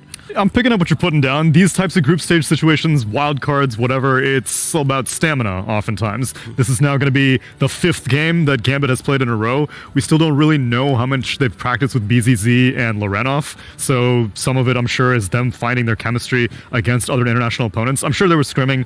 All the teams have been here for like the past week or so, getting opportunities to play each other in the hotel, but I can definitely see that in that last game, they were kind of losing a little bit of their energy. Those whiffed chronos were definitely one of those like, oh, you hate to see it type situations. Yeah, Lacoste brought it up as well, too. Before the whiffed chronos, there were some omens of doom. There were some portenses of bad things happening. I think there was a chrono that did connect and not sure who to hit in the chrono, and then all of a sudden, you whiff the 2 chronos and it's a big Nani the fuck moment. And now we're in a situation here where they instantly have to play again. They're going to be going up against Execration, and the question is, are we going to see their best play, or are we going to see them really coming off of that defeat, not being able to rally? I think AUI brought up such an interesting mental state that they might have. One of the things that we've always talked about across esports is the idea of that honeymoon period when you have a new team together, and AUI kind of framed it almost like a honeymoon period that they could be going through because they have something to prove. The reason that they are in the position in the first place where they don't have a roster that they've practiced with very much, and I think we maybe saw that earlier in the day, but I'm not sure if that's going to be something that bears fruit at this point. But let's talk about Execration just a little bit more. Execration has not been on this stream yet. Obviously, we've gotten to see a good deal of Gambit. We haven't gotten to see a lot of Execration. Tsunami, what do you think of this squad? They just ran a very similar lineup to what Gambit did. They had a Faceless Void and a Lina as well, except they had the Invoker on their team. So that made it a little bit more realistic for them to get that win versus Invictus Gaming. And them splitting versus IG, I think for a lot of people they would find that surprising, but while I was covering Southeast Asia, they said that they were scrimming Chinese teams. Nearly every Southeast Asian team that I spoke to said that we're scrimming our own region and we're also scrimming China. And so they're importing a lot of strategies, they're getting a lot of practice from the strongest region in Dota, and I wouldn't be surprised if IG and Execration have played unofficial matches off stream before. So them splitting, I'm impressed, and I consider them my favorites going into this series against Gambit. As a longtime weeb, of course, the ban images have made me decide that anime's stupid. You said as a longtime weeb, you went in a complete opposite direction than I was expecting. Yeah. Now production's yelling at me. What? I'm actually getting yelled at. How dare you? I'm like, what did you say? No, but in all seriousness, anime was a mistake. I would agree. Of course. I think we should have chosen something else. We're literally only 6 hours into this, and you've come to the conclusion that this whole theme is not it for you, huh, Rich? Yeah. Cat ears and all. Just can't take it anymore. We should do like a golf themed major. That's a good idea. Yeah, Tiger Woods show up as a guest. Yeah, that'd be really cool. Yeah, oh man, like great play. But I think we can actually give a little bit of a golf clap right now to the drafts. I think we can jump in at this point. I'm pretty sure that's what production told me as they were yelling at me for making fun of anime. I only hear some sweet violin music in the background. He's telling me to beg for the drafts now. They're that mad at me. Please, production, could we see the drafts? Oh, there we go. Thank you very much. I'm sorry I besmirched anime for a second there. But we are already, we have 2 bands. In the vein of these awesome bands, what's the second band from Gambit, Jenkins? I see a Doom band. That looks like Magnus. Okay, Mag band. His big horn is... I see a little something, yeah. And then it's Templar Assassin and Mars band by Execration. Yeah, there's a protrusion there. Do you think he can even see around it? That's a good question. It's like right in his line of sight. He's a very skill-based hero, too. So I know, being right? able to see in front of him. You ever accidentally look at your nose? Oh, like be conscious of the fact and then you can't stop looking at your nose? You've just caused like 50,000 people to do that right now. It's like you are now manually breathing. Yeah, it's like, oh no. There's a lot of these. I apologize. Yeah, I feel like that's got to be the existence, though. Oh my God, stop. You're actually freaking me out, Tsunami. That was a little bit much for me. But we're going to see a Nyx get locked in. We've seen a whole bunch of this recently today. I do want to mention we have first pick Broodmother again. Wow, I'm telling you, this is China and Southeast Asia homogenizing a little bit, because these were always first phase 2 bans in China. Nyx Assassin, Broodmother every single time. I am not so hot on Broodmother anymore. For the first 2 weeks that she was popping off, it was, I'd say, like Old 11 and XXS were the ones who pioneered the Greaves pipe build in the offlane. It was hot for like 2 weeks, then I think she kind of got a little figured out. It's still the same case where Broodmother will generally win the lane and then lose the game, and now she's gotten nerfed. Insatiable Hunger is what, like 40% now at level 1, and yeah, it's 70%? It's definitely bad at level 1. Yeah. That's without a doubt. My thing with this Broodmother hero is that anytime you theory craft some counter to it, there's always some element of Broodmother that counters that counter that's so annoying. It's like there's nothing that truly is just like you pick this hero and all of a sudden Broodmother doesn't exist anymore. Whereas before it was like you pick a Timbersaw, all of a sudden Broodmother feels awful, right? But now you pick a Timbersaw, all of a sudden she's doing this like crazy nuke damage. You build that sort of build, or you go for this Greaves build, and you're countering a hero that's just a utility hero. So that's my issue with the Brood in terms of... But that sounds like a good thing. Well, it's good unless you're against the Brood. Oh, okay. That's the issue. This is the exact opening that Team Secret used actually against, I believe, Gambit this morning, was the Brood Rubik against the Nyx, actually. Yeah, and it's like one of those things though with the wild card.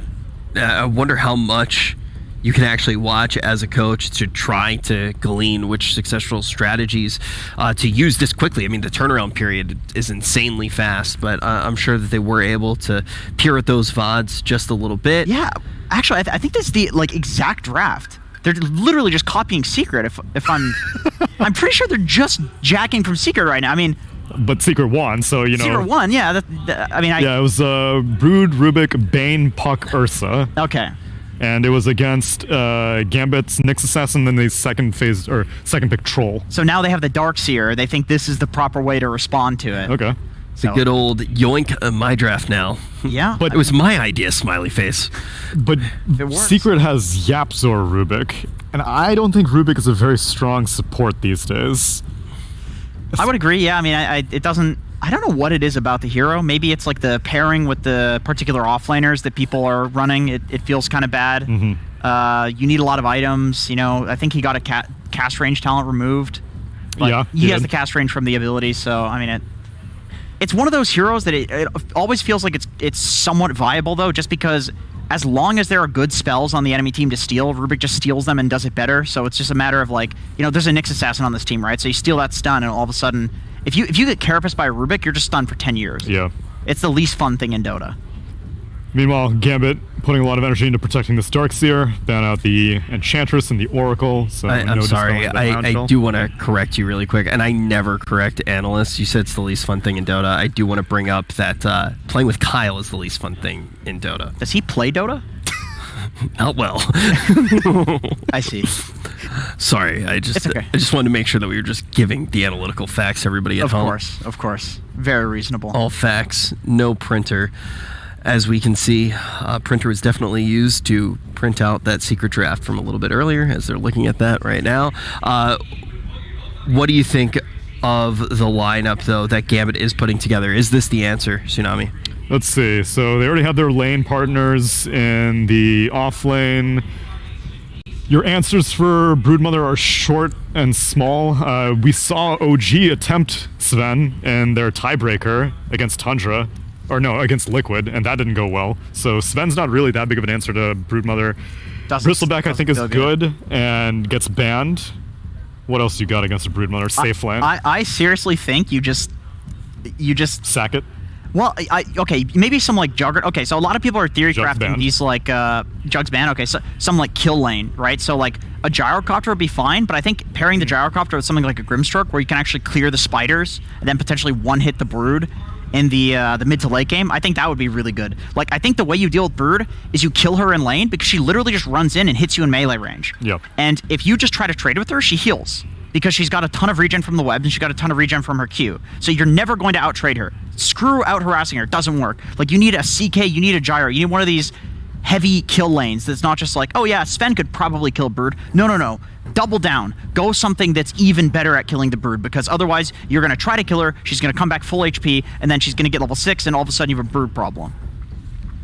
I'm on board with the Grimstroke idea. I think most of the nuke damage comes from the supports. The carries can contribute a little bit. CK is a good proposal, which CK is getting banned a lot, I saw in the first couple of series.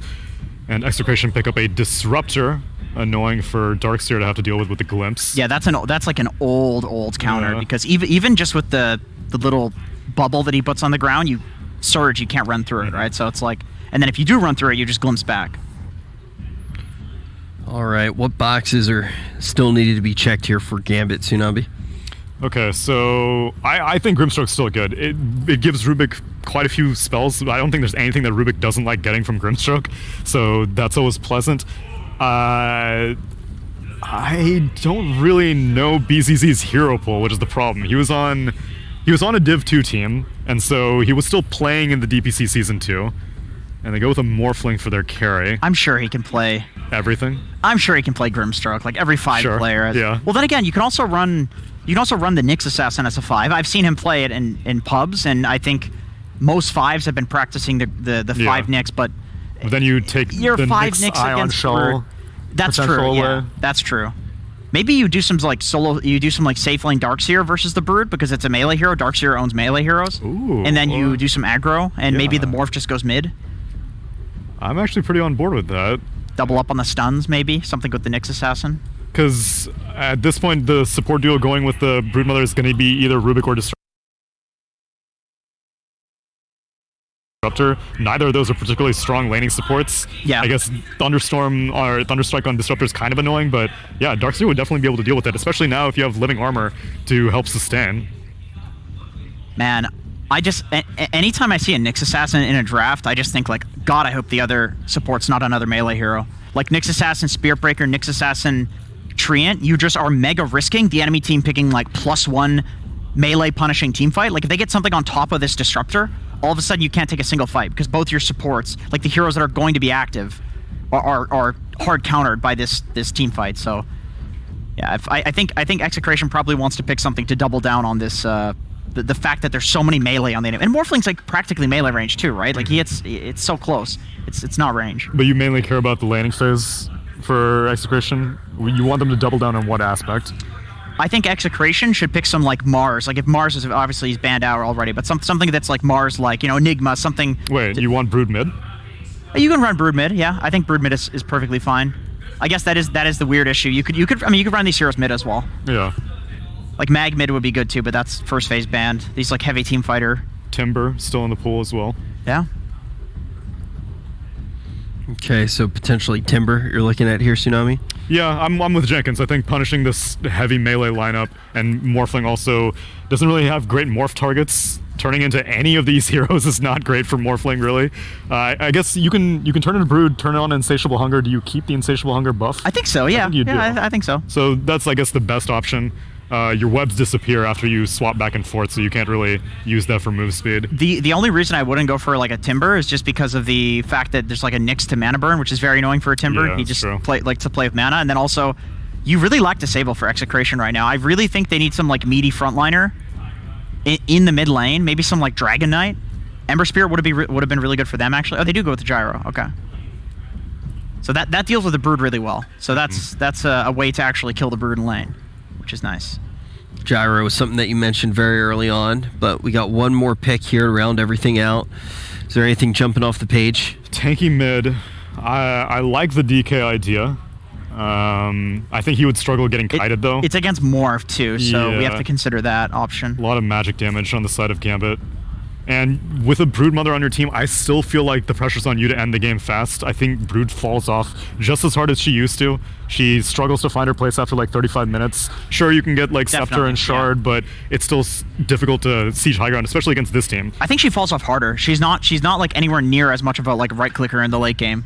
Yeah, that's true. Now, if you're playing her in the late game, she's like some spell damage nuclear hero, which is very like a Void Spirit or something in the late game, which is very kind of has a lot of slow with Silken Bola, so a little bit more crowd control. Yeah, like utility late game. Exactly. She's not like a right click carry. Yeah. The Diffusal like carry build on Brood feels really bad right now. Yeah. I really like this pipe build that people are doing. The thing is that if I recall Yoe's hero pool, it's usually like Spirits, so Void Spirit's still in the pool. Puck is banned out. TA is available. Oh no, never mind. TA is banned out. TA was first, and it wouldn't have really been tanky. I don't know. It does just seem like a Spirit pick is probably coming. If you pick Razor, it's just they really lack lockdown. Like you desperately need some sort of. None of these heroes do anything, right? Yeah. All of these heroes just run around and farm. Brood hits creeps. These supports are +1s. Like they need somebody to actually go in and do something. True. So a Puck would have actually been really good. Wind Ranger, okay. Okay. Yopaj and Neon in Singapore was popping off. It's a Southeast Asian specialty. Gives a fair amount of lockdown. Utility with the stun. There's a lot of magic burst though, so her wind run's not going to be that useful. It's nice against Morph though, because if he's ever low HP and you have a ward on him, you just one-shot him with the nuke from far away. Although it does also give Morph a good hero to turn into. That is true. That is definitely true. If you get the Aghanim Scepter, you're just super speedy. Does that still go past the move speed cap? No, they removed that, right? Okay. So it's a little less good. The folks at home relatively split on who they think is going to come out on top. And I'm with them. This is probably the most even draft that I've seen thus far. I think I'll lean Execration just because that last game, I think Gambit maybe a little pooped right now. I think Dream, I mean, he's been doing well, but I think that this Gyrocopter, his whole job is going to deal with Morphling. I mean, deal with Broodmother. And if he's not able to do that, if he's a little gassed, then I'm kind of giving it to Execration. So for like psychology reasons. Oh yeah. Okay. Draft on draft, I'd say 50-50. Which I think is reasonable right I think now. that's reasonable. I think that's reasonable. I think a lot of this major is honestly going to be determined by psychology because of these TI spots that are being handed out and some stand-ins and things like that. Yeah, I mean, this is the last one. You got a lot to worry about. And then on top of that, the way that the wild card's actually working out, you just have a grueling schedule today, and the team that's going to have the most to deal with mentally is definitely going to be Gambit. The draft looks relatively easily. Let's just get down to business and see who's going to be able to take it. We're going to get this game started right now.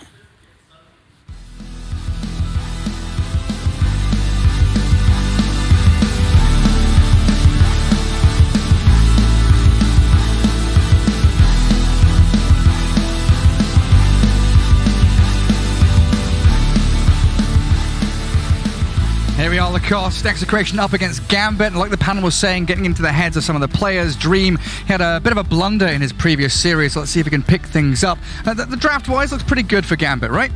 Yeah, I'm kind of favoring Gambit's draft, to be honest, because they gave him a hero that he can't really mess up with. It's not a Faceless Void, the Gyrocopter. Can't really...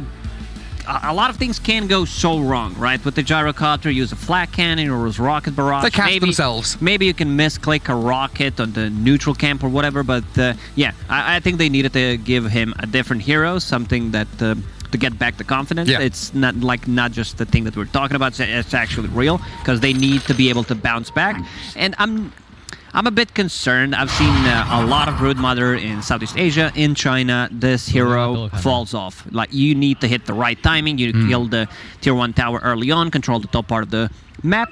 But then again, you have Rubik. It's one of the heroes for me that's just not a game winner, and not too many good spells to steal anyway. Something from Darkseer possibly, Overgrowth, Nyx Assassin, Impale is good. Other than that, Rubik is just not a game winner compared to what he was, the place where he was a year or two ago. And then we have a Disruptor, Wind Ranger. Like, these three heroes are extremely squishy. Once Morphling gets online, I also don't see a Spirit Vessel Carrier. They have Mana Burn, something that he does not like to play into, but other than that, they have tools to deal. Like, they also have a Mana Burn for themselves, and they have a Gyrocopter to deal with the Broodmother Spiderlings and the Illusions later on. Yeah, some clear to deal with those PL Illusions, and then there's that Wind Ranger right at the end, the last pick for them. Like you were saying, a bit of a wonky support duo. Does Wind Ranger remedy some of the problems? Like the panel was saying, they want a hero that can be active and go and do stuff. Wind Ranger, I guess, once she gets Javelin, could run around the map and look for kills, couldn't she? She is that hero. It's not uncommon for Southeast Asian teams to pick Wind Ranger. I think panel talked about it. Tsunami, Yowie, and also Yopaj at the Major. Played quite a lot of it. It's just a hero that they love to play. Wasn't particularly, impressed. The hero, there are no dispel mechanics this time around, but they have stuns, some, not too many. They have no silences, so that's going to be a good one. None of these heroes also like build into MKB early on, so looks like a decent game for Wind Ranger. Yeah, so that's all I'm saying. TLDR, decent game. Yeah, exactly. So a lot of words for nothing.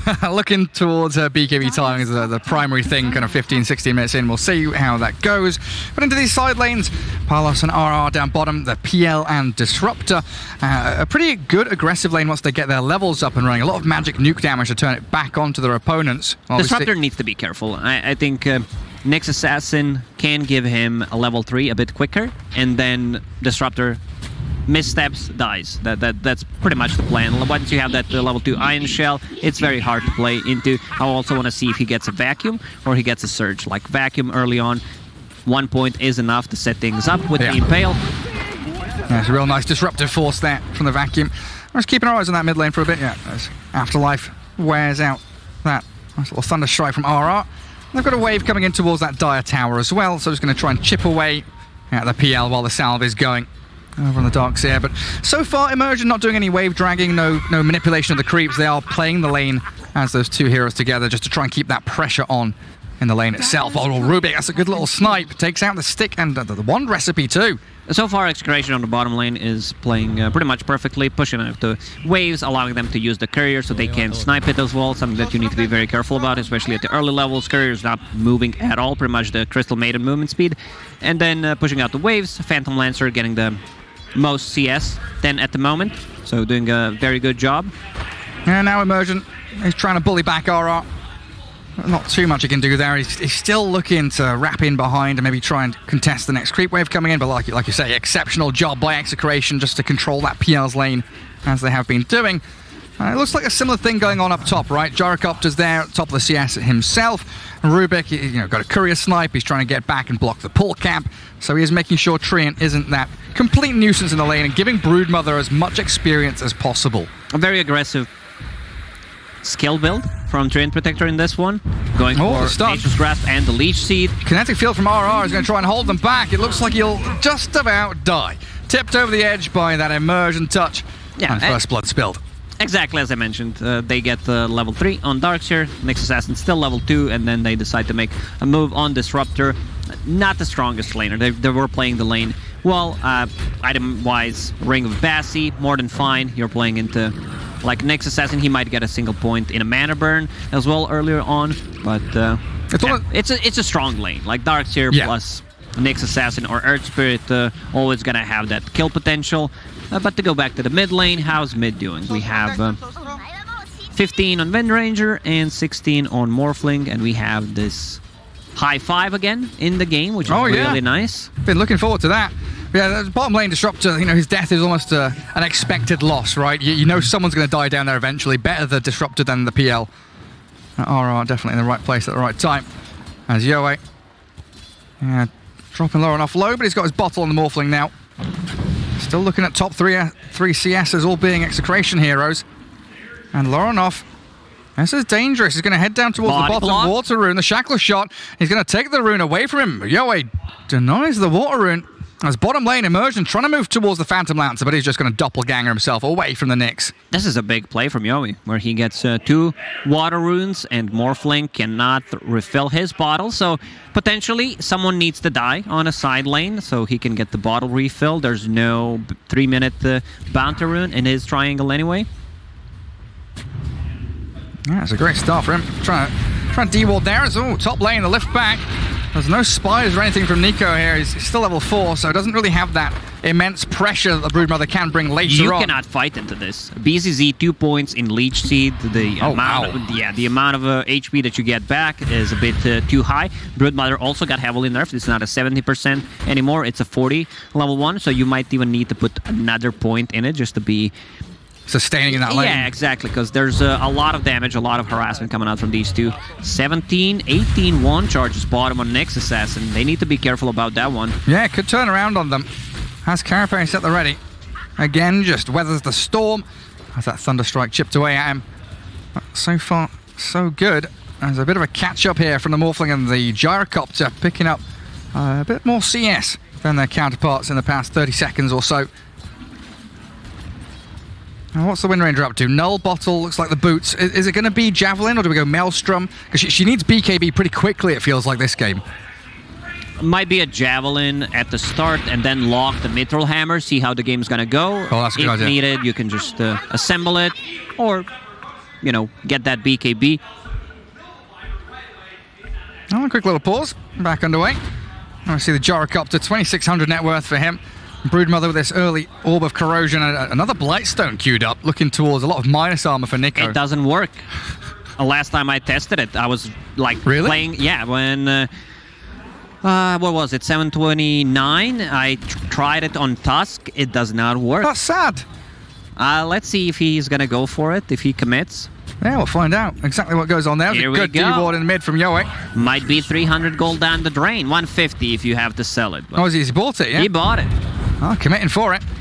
Oh, securing that catapult bottom with a stun. Palos, nice little sidestep, drops the shoulder, jukes away from it. Okay, he bought a full medallion, so we're okay. Oh, we're good. We're good there. Yeah, that's fine then. So now he's going to have that orb plus medallion. He's going to hit level 6 pretty soon as well. You know, Rubik has been moving away from the lane to give that experience to the Brood. So when the Spiderlings come, you know, Gyrocopter sure has the spill damage from Flak and Rocket Barrage, but if there's a swarm of them, I don't think you've got enough to deal with it. My problem with this lane is Rubik is not a hero that can just roam around. He's not a Tusk, he's not a Clockwork, not an Earth Spirit. Can't really make stuff happen, especially against a Morphling. Like, it's very hard to kill him, so he either needs to stay in the lane. Similar concept to, let's say, Timbersaw offlane. You want to give him a lot more experience where he gets that levels and gets more efficient early on. Same goes for the Broodmother. You want her to hit level 6, have that Spiderlings. I just combined one word, Gary. It's okay. It's okay. It's just a major, no big deal. And then they can push the tower, like just to be able to evade the jungle. I want to see Living Armor. I want to see BZZ maxing out the Living Armor now, getting a point in Overgrowth, of course, on level 6, and then just getting more points in it to be able to give him some more fun on mid lane, potentially a save. Wind Ranger already tried to go once for him, but without a Javelin, there's just not enough damage. That's like on that point of Broodmother, you were saying earlier on that, you know, can fall off, definitely needs to hit her timings. You know, the multiple timings there with that early game, level 6, definitely one of them. The webs, the tier 1 tower, and then the ability to like transition in towards the jungle in the mid lane as well, like 15 minutes in. I've seen a lot of Broodmother games where she just falls off. I do not want to see Guardian Greaves into pipe type of a build. I want to see another core, something that Old 11 did at the end of the second season. Oh yeah. Decided to go for a more of a right-click build. Well, here comes Brood. Gets the insatiable hunger and the run forward. Spiderlings have all pretty much died though. And like you were saying, Rubik doesn't have that gap close, so can't get on top of Dream. Turn back with a homing missile, and that Nature's Grasp right on top of the Broodmother. Down goes Nico. BDZ might be in a bit of trouble as well. A spot bother for the Rubik. Chasing forward. That Gyrocopter. He should be okay. You're right. But he doesn't use them. Keyboard not working. Didn't click it. Well, it's not really a misclick, it's just a non-click. He's not pressed his buttons. Happens to me all the time. Oh, maybe he's saving them for the next fight. Well, that's the aggression, from the Broodmother, not paying off for execration and handing over 2 kills to that top lane for Gambit. Oh man, he has full Mithril Hammer. 9 minutes in on a Gyrocopter. Yeah, on top of Magic Wand plus the Power Treads. Yoe. Off turns into the Wind Ranger. They're trying to bait this and look for the lift, but there's the Strength Shift back in from the Morphling. He'll be perfectly fine to back up to his tier 1 tower. And Rubik shows up, does nothing as expected. This hero is just so weak compared to like where he was before. Other heroes got buffed, he got nerfed. The timing had to be perfect. You could see they were waiting for like a shift down or the ability to catch him pre-strength shift with the lift and maybe kill him off. But that window was so small, BDZ couldn't really get the job done. And there's now a little bit of room top for Nico's Broodmother. Start amassing this Spiderling army. Chip away at the tier 1. Also farm through the jungle and cut the waves. But it's against the Treant. I'll get on top of BZZ. Minus armor from that. Oh, that medallion. Look at him go. He gets burst down by the spiders. There's a good call down, a flat cannon, and a ton of gold for the Gyro in return. It's still okay. They're keeping the tier 1 tower alive. That's what matters. Tower full HP. They brought Nyx Assassin top, so not too much done, but Darkseer doesn't care too much about it. Feels very safe. Has infused raindrop going into Vanguard next. I love that. Might even upgrade it against the Phantom Lancer, against the Broodmother. I wouldn't mind seeing a Crimson Guard here. Yeah, get that nice little bit of damage block. And neutral items coming out. Possessed Mask Morphling, that is a super desirable item for him. Yeah, it's a must-have. Like 100% drop rate for Morphling players. Yeah, every game. Honestly, every game I see it. Always there, and Lorinoff very gladly takes it. Immersion up top, trying to contend with not only Spiderlings and Brood, but also Yoei's rotation. Wind Ranger looking to try and pressure this tier 1 a little bit against that living armor and the Treant's defense. And it looks like with a catapult wave, they should be able to claim this objective. While there's no real pressure on the rest of the map from Gambit, is there? And they can defend the tower. Overgrowth is available, cooldown in 20. They want the Wind Ranger. Oh, he's not close enough to get the overgrowth, and they've still got a lot of spiders here for Nico. Back towards the Treant, BZD down to half HP. They'll turn with the rocket barrage, force the spiders back, and they will stop that. 4-man push and rotation into top, as Execration have ditched the bottom lane, bringing Phantom Lancer to the triangle now. Phantom Lancer will have the Fusel Blade ready in 300 gold, and then he can join potentially on the top lane. This is where he's going to feel very strong. It's a pretty fast one, yeah. He's rushing it. No. Just the power treads, no raid bans, nothing. Oh, they miss out on the field. They don't see the Nyx inside, and the 2-man impale back into the wall. Beautifully done by Gambit. That's going to lift their spirits, but a Shackle Shot focus fire onto Dream now. The Wind Ranger wants a bit of action, but the overgrowth holds them all in place. Allows the turnaround yet again. The stolen 3-man. The Ravage from Rubik. Oh, hello. Sniped down with a power shot. Wow, that was nicely done. Rubik, this is the spell that you want to have. Impale, it's only level 2. I like that Nyx Assassin is putting more points in a carapace, just lower the cooldown, because it scales really well. Just the duration and the cooldown, of course. 5 per level. Jeez. Lorinoff down to within an inch of his life, but he turns back onto this Wind Ranger. She's got Wind Run yet again. And Morphling still giving chase, misses out on the waveform. They'd have to strike the strength button. There's an invis rune there for the Wind Ranger, and they turn. The chain stuns the Morphling. Can he shift? He can quickly. Under the Thunder Strike, he's slowed a little bit. They do have the glimpse back. You're right, Lacoste. Drag him into the waiting arms of the rest of Execration. And now Lorinoff, he's out of gas. He's got no backup. There's no team to save him. No one actually TP'd to save him. Surprising. Support, Immersion. Now that I clicked on him, has a TP ready. Maybe wasn't available at the time. I don't see the reason why he would not TP to save him. Nowhere to be seen. Well, he's now going to Vendetta up though. Nyx Assassin under a sentry ward. I'm not sure if the creep wave spotted him, but I feel like Execration going to have a pretty good idea of where he's heading. And Yoei at about half HP, guarded up by RR, and another sentry's there. So yeah, they knew exactly where the Nyx was maneuvering. And this has allowed them to take that top tower. Now Broodmother's map completely open. This is the real sweet spot for the Brood to get things rolling. She is going for the pipe build, Lacoste. She is. Gonna mitigate a lot of those magical damage. Will allow them to team fight more efficiently. I want to see how it ends up. You know, you get that Guardian Greaves, Nyx Assassin, back. Yeah, good stun. Allows Afterlife to grab up the kill as well. I mean, I'm not totally against it, don't get me wrong. I've seen Broodmothers doing really well with that pipe. They come online quickly, you hit the timing, 20 to 30 minute mark, you feel very good just providing so much to the team. Pipe tanks up the spiders, that's what matters. And they don't have that much magic damage anyway. Yeah. But what you need to be careful about is the flak cannon. And now after finishing the Maelstrom, going into BKB on this gyrocopter. So no axe. Yeah, there are no steroids for a gyrocopter in this game. They need to build items, like they need a solar crest potentially. The only thing that they can buff him up is living armor. That's really not what you want to have, but okay. Well, yeah, I think you're right. In the Broodmother build, you've also got to... Oh, hang on a second. This smoke from Execration could be huge onto the Morphling. Lorinoff, do you have fast enough fingers? He does. Strength shifting. He's in the stack storm. They've got the catch, but they don't have the kill, I don't believe. The stun from Rubik. The focus fire coming, but Lorinoff turns. He's fine. Beautifully done as he survives, and they get back onto the Wind Ranger, blowing through Yoei.